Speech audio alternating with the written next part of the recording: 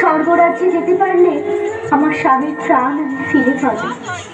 ও মা, আমি তোকে কি করে বোঝাই মা?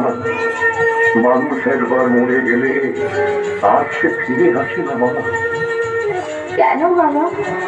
সাবিত্রী তো সত্যবানকে চোরের মুখ থেকে ফিরিয়ে এনেছিল, তাহলে আমি পারবো না কেন বাবা? আপনি আমাকে অনুমতি দিন বাবা। অনুমতি কি করে দিই মা? বেশ, তবে যাও মা, যাও।